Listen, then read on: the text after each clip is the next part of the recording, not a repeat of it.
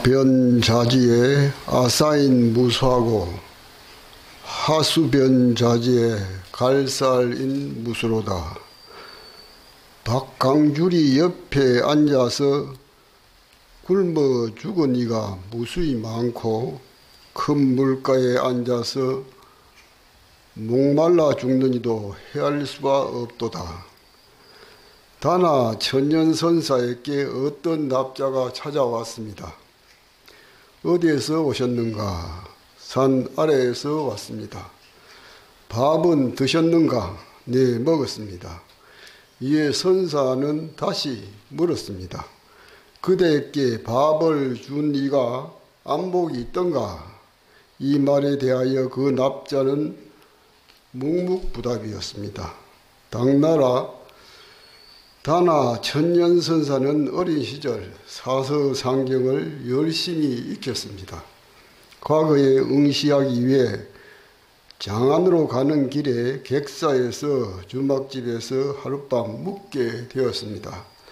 거기서 한 선생으로부터 정수리를 얻어맞은 듯한 충격적인 일을 당했습니다.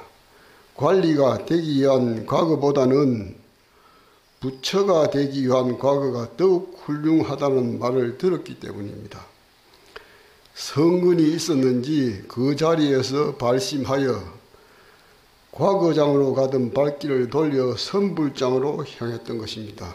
참선방으로 향했던 것입니다. 그리하여 강서지방에서 법석을 펴고 있던 마조 문화로 출가하였고 뒷날 마조 도일선사의 법을 읽게 되었습니다. 이후 하남성 남양지방의 다나산에서 법력을 드날리니 납자 300여 명이 모여들면서 큰 총림을 이루었습니다. 그러던 어느 날 어떤 성객이 산과 계곡을 굽이굽이 돌아 목적지인 다나산 회상에 도착하여 천년선사를 만났던 것입니다. 멀리서 선사를 일부러 힘들게 찾아온 것은 밥이 아니라 법에 굶주렸기 때문일 것입니다. 밥은 육신을 살리고 법은 해명을 살립니다. 그래서 법에다가 중첩의 의미를 더하여 밥으로 말을 바꿔서 질문을 던진 것입니다. 그런데 그 안목 없는 납자는 밥을 법으로 알아듣지 못하고 밥을 밥으로만 알아들었습니다. 그리하여 현상적으로 드러난 사실에 의하여 일상적인 답변을 하면서 시작부터 문답이 꼬여버렸습니다. 그래서 다시 한번 밥을 법으로 바꾸어 그대에게 밥을 주니가 안목이 있더냐고 재차 물었던 것입니다. 사실을 이룰 때는 임재선사처럼 방을 사용하는 것이 제격입니다. 하지만 그렇게 하지는 않았습니다. 이는 다나선사의 또 다른 잡심이라 하겠습니다. 밥을 통하여 법을 논하는 일은 선가의 일상사입니다. 심지어 미물이라고 할지라도 이해가 될 수가 없습니다. 어느 날 남전선사는 생반을 들고 헌식대로 갔습니다. 허리를 구부리고 생반을 내놓은 다음 까마귀가 있는 방향을 향해 말했습니다. 자마생, 이 무엇인고, 이 먹고 미물에게 밥을 건네면서도 이 먹고 하도를 주고 또 법을 물으면서 발심시켰던 것입니다. 남전은 혼자 헌식했지만 위상과 앙사는 둘이 함께 헌식했습니다. 스승은 헌식하는 평평한 바위 앞에서 생반을 까치에게 주다 말고 갑자기 고개를 돌렸습니다. 그리고 제자 앙산에게 말했습니다. 내가 오늘 저들을 위해 한 차례 상당 설법을 하였다. 저도 스님께서 하시는 그 설법을 잘 들었습니다. 그렇다면 그대가 들은 것이 무엇인가? 까마귀는 까마귀 소리를 내고 까치는 까치 소리를 냅니다. 헌식대 앞에서 나눈 위상과 앙산의 선문답도 박과 법이 둘이 아니라는 경계를 잘 보여줍니다. 석재선사와 그 시자의 문답도 거기에서 크게 벗어나지 않습니다. 언젠가 시자가 바루를 들고 고향간으로 가는 것을 본 석재의 화상이 불러 세우고는 물었습니다. 어디를 가느냐?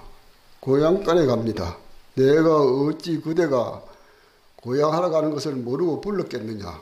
그렇다면 그것 외에 또 무엇을 말해야 합니까? 나는 그대에게 본분사를 물었을 뿐이니라.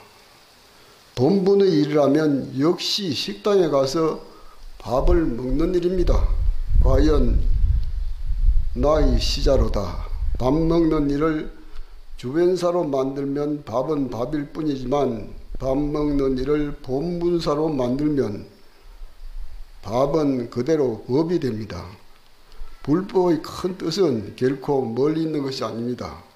하루에 두어 번 바로 씻는 일에도 도가 있기 때문입니다.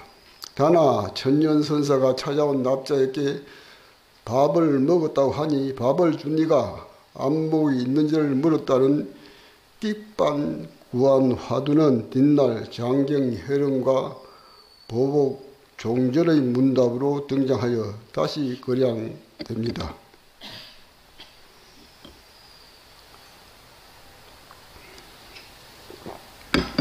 장경이 물었습니다. 밥을 남에게 고야하는 것은 은혜를 갚는 행위인데 어째서 다나는 눈먼 사람으로 했을까?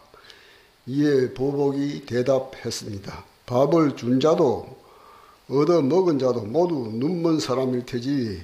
장경화상은 다시 물었습니다.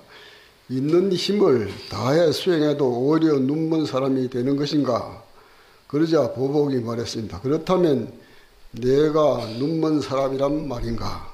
보복 스님과 장경 스님은 설봉 스님의 회상에서 함께 있으면서 항상 옛사람의 공안을 들고 와서 이러쿵저러쿵 하였습니다. 장경 스님이 보복 스님에게 물었던 밥을 먹여주었으니 은혜를 갚을 만한 자격이 있는데 무엇 때문에 안목을 갖추지 못했다고 했을까라고 한 말은 이 말을 그가 어떻게 알고 있는가를 시험해 보려고 한 것입니다.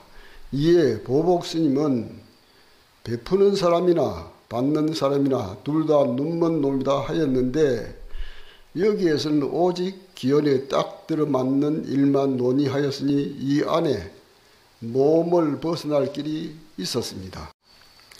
장경 스님이 그 기틀을 다하여도 눈먼 놈이 되었을까라고 묻자 보복 스님은 나를 눈먼 놈이라고 말할 수 있겠는가라고 반문했습니다. 그러나 이것도 완전한 문답은 아닙니다. 반쯤은 닫히고 반쯤은 열린 것이라 하겠습니다.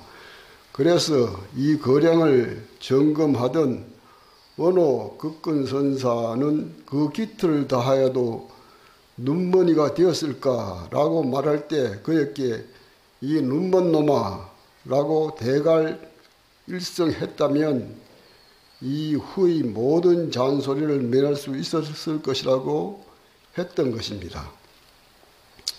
아침에 죽을 먹고 낮에 밥을 먹는 것이 성가의 살림살이입니다. 이는 결제이건 해제이건 봄이건 가을이건 변함없는 종문의 일상생활인 것입니다. 결제 후에 낮에는 밥 한 그릇을 아침에는 죽 한 그릇을 본분사로 먹었다면 결코 한거 반결제를 헛되이 보낸 것이 아닙니다. 남은 반철 기간 또 애써 정진하고 정진해서 공부를 성취해야 되겠습니다. 유일인 장불깃반이라도 부독이요 유일인 종일깃반이라도 부도폰이라. 한 사람은 오랫동안 밥을 먹지 않았는데도 배고프다 하지 않고 한 사람은 종일 밥을 먹는데도 배부르다고 하지 않는구나.